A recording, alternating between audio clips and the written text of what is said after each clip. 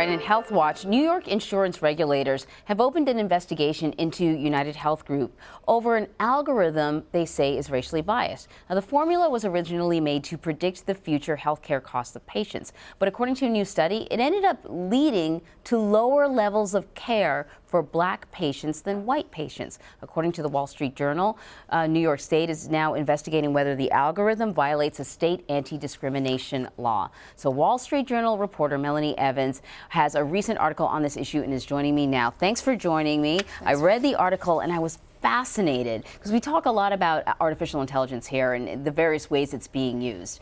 And so I want to just sort of talk about artificial intelligence, the way it's being used here. You know, we're talking about an insurance company. The business model for insurance is hopefully to take in more money than you dish out. So insurance companies want to be able to accurately predict how much money they might be spending on a patient. So what was happening here? So this algorithm is used by both insurance companies, as you say, and by hospitals. Mm-hmm. And the goal of the algorithm was to ostensibly identify those patients with the greatest medical need, who are at sort of highest risk of ending up in the emergency room or needing additional care. Okay. The issue, as you pointed out, was that it didn't actually it ended up that it didn't actually predict medical need, it predicted cost.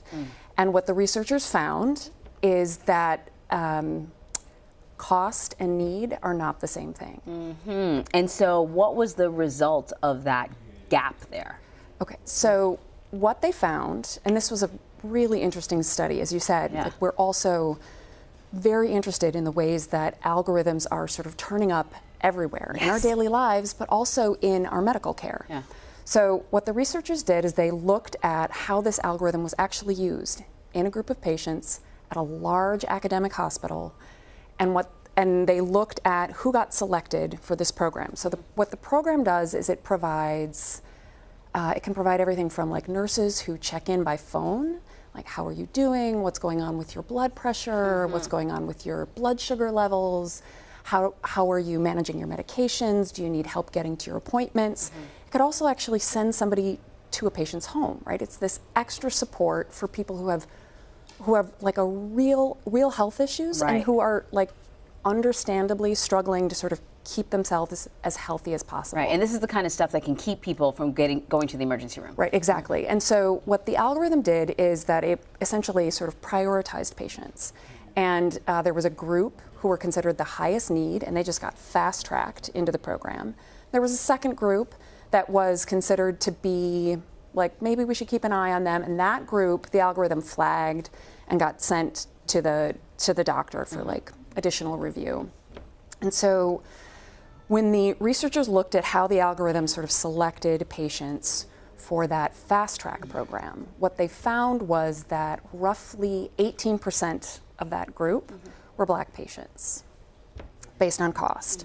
They looked at the exact same group of people and they asked, what if we didn't look at cost? We just looked at how many diseases they have. Like, who needed this? Who needed it? Like, so do you have diabetes, congestive heart failure? How many of those diseases are you grappling with? And if they built the algorithm using that, the percentage of patients in that like fast track group who were black increased to 47%. Okay, so that's a huge chunk of patients based on this original algorithm that were not being fast tracked that could truly benefit from this additional intervention. Correct. Why was the algorithm so off then? I mean, because part of what AI does is look at our behavior and then sort of develop a program about and learn from our behavior. So what was this algorithm learning from us and how we behave? So that's a great question, and that's you know, based on our initial reporting, what we had was the description of the algorithm as it was used at this hospital, and so I can't say more about like how the algorithm has sort of adapted or iterated since then. I can say that the algorithm is developed by a company called Optum. Optum is a unit of UnitedHealth Group, which is a large company that also owns the nation's largest insurance company. And when we contacted them for comment on the story, what they said was, you know, these models are just sort of they're at their sort of early stages in terms of like realizing their full potential, and that they should constantly be sort of revised and evolve. And so their thing was, this is a work in progress? Well, did they acknowledge that there was a bias in it? Or? So what they said was the algorithm did what it was designed to do, which was predict cost. But they said that the algorithm is part of a broader set of tools that are used, that include things like medical history, and that the set of tools is designed to be used to select patients. Okay. So in other words, they're not depending solely on this algorithm. There are other factors that they consider. That's United's response.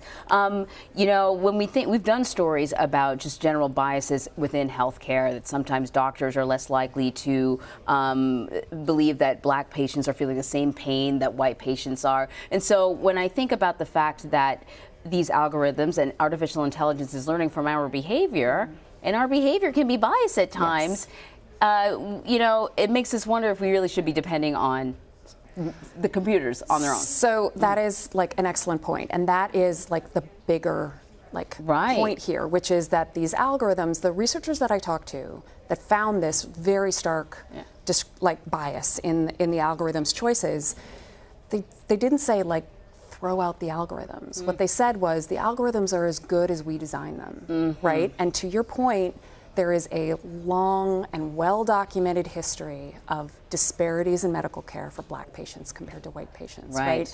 And so if you draw from that data to sort of design the algorithms going forward, you